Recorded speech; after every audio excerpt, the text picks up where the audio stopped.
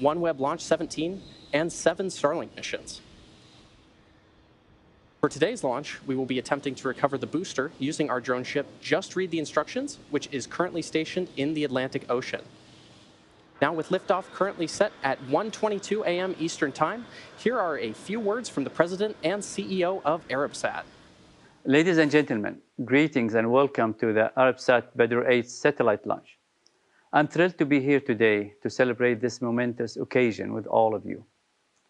I'd like to express my gratitude to Airbus, our satellite manufacturer, for providing us with the latest technology and expertise, and for our standing relationship that has spanned over 25 years.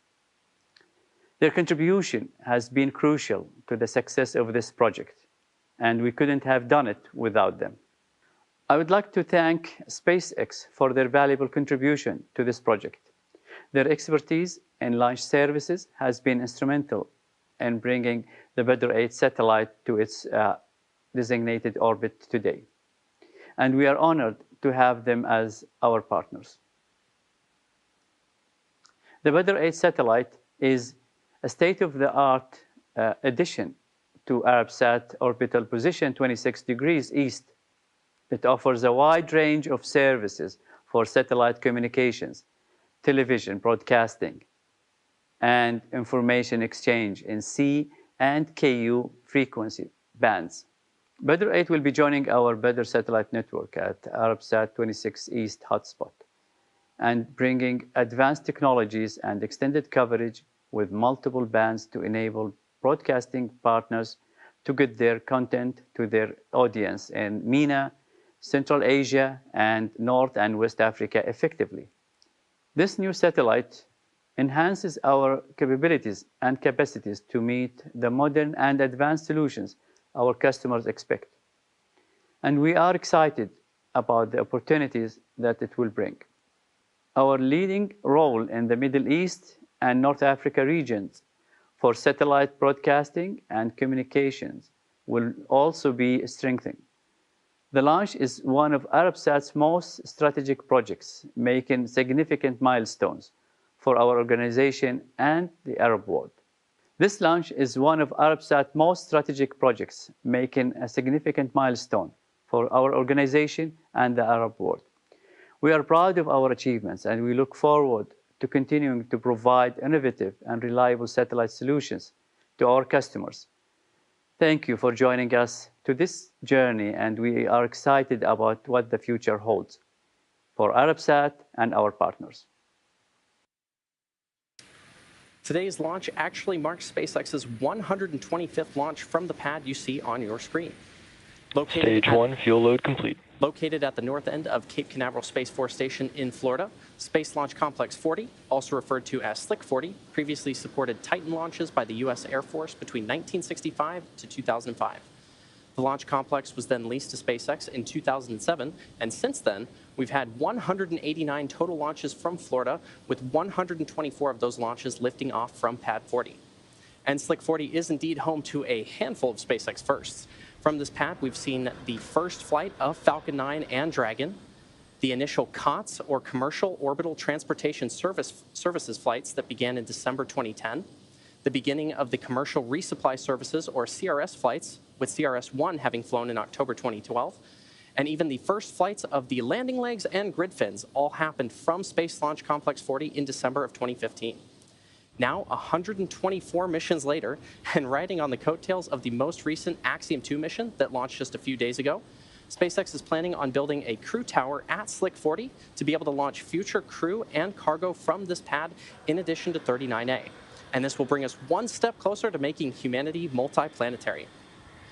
Now, at T-minus 5 minutes until liftoff, we should be seeing the transporter erector clamp arms beginning to open from beneath the fairing. Now, we should see that in about 40 seconds from now. When the clamp arms fully pressurizing for strongback retract. When the clamp arms fully open beneath the fairing, the TE, or transporter erector, will begin to pull away from the rocket slightly. The transporter erector is the truss structure next to the rocket that is used for rollout and to route propellants and electrical power to the vehicle in preparation for launch. And at T0, ground hydraulic systems will pull the TE even further away from Falcon 9 as it lifts off. So watch on your screen for those clamp arms that'll open just below the payload fairing there.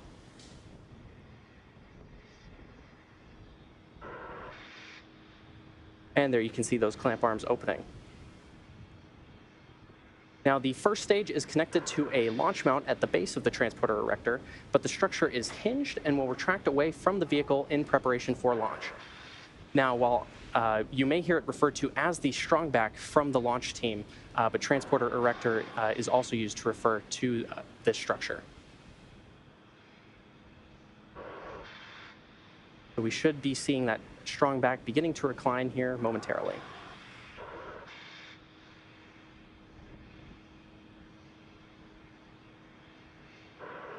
At this point in the countdown, both the first and second stages are nearly fully loaded with 1 million pounds of kerosene fuel and liquid oxygen. Both first stage and second stage should finish loading propellant about a minute. Hold. Launch abort is running. And as you may have heard, there was a hold called out over the nets. Give us a few moments, and we're going to check in with the team, listen in on the nets, and see if we can get some additional information to share with you.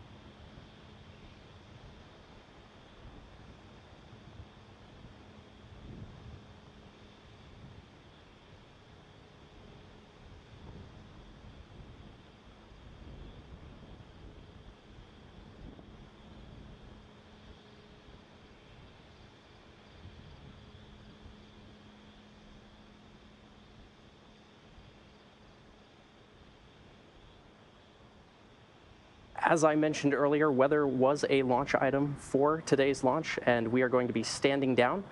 The vehicle and payload remain in good health, so please check our social media accounts for our next launch opportunity. And as always, thank you for watching, and we hope to see everyone back here for our next attempt.